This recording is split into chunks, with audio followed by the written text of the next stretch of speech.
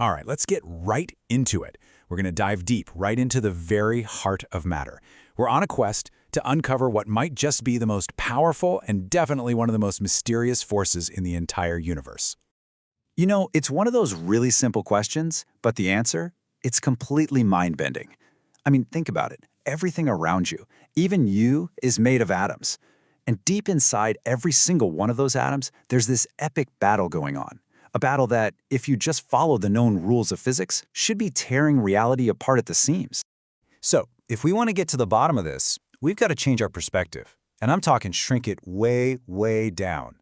We're going inside the atom's core, the nucleus. A place so ridiculously tiny, it's pretty much impossible to truly wrap your head around.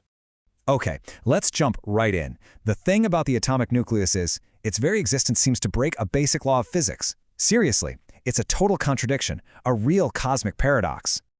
Okay, first things first, let's meet the key players. Inside that nucleus, you've got protons and you've got neutrons.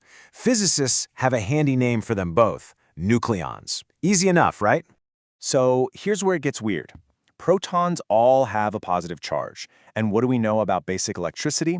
Like charges repel each other. It's just like trying to push the north ends of two super strong magnets together. They just refuse.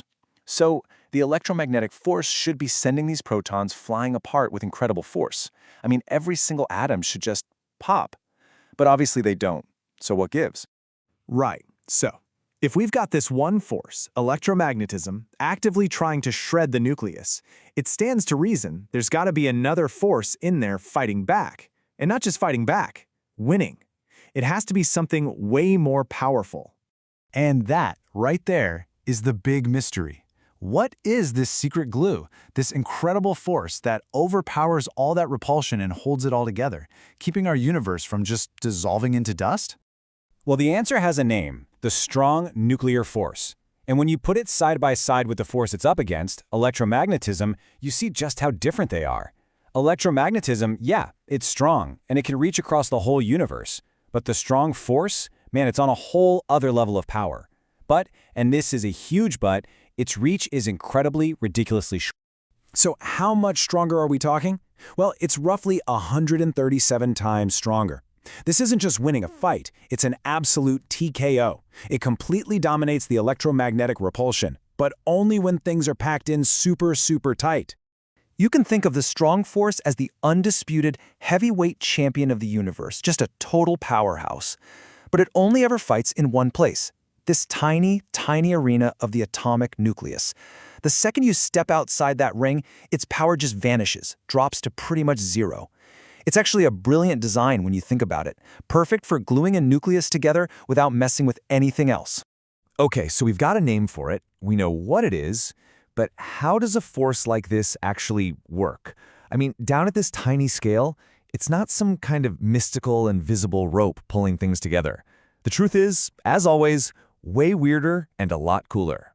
You see, deep down in the quantum world, forces aren't just there, they're communicated.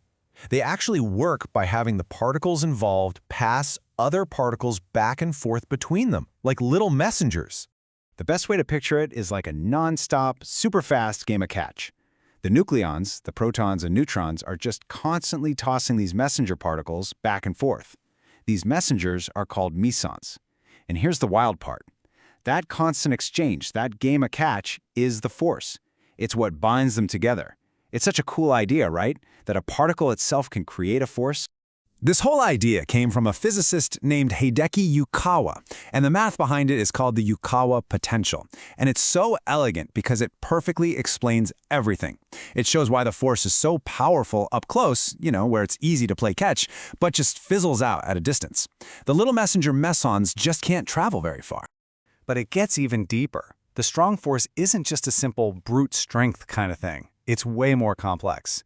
It's got, let's say, it has preferences. It's a bit picky. For starters, it cares about spin. The force actually gets stronger or weaker depending on if the nucleons are spinning in the same direction or in opposite directions. And then there's something called a tensor force. All that means is that the pull also depends on how the nucleons are lined up with each other.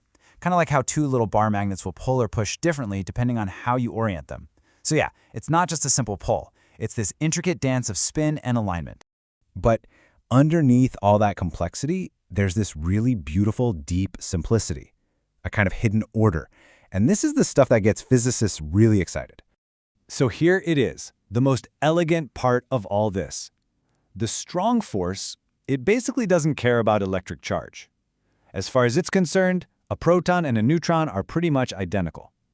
That one big difference we think of, the proton's positive charge, that's all about electromagnetism.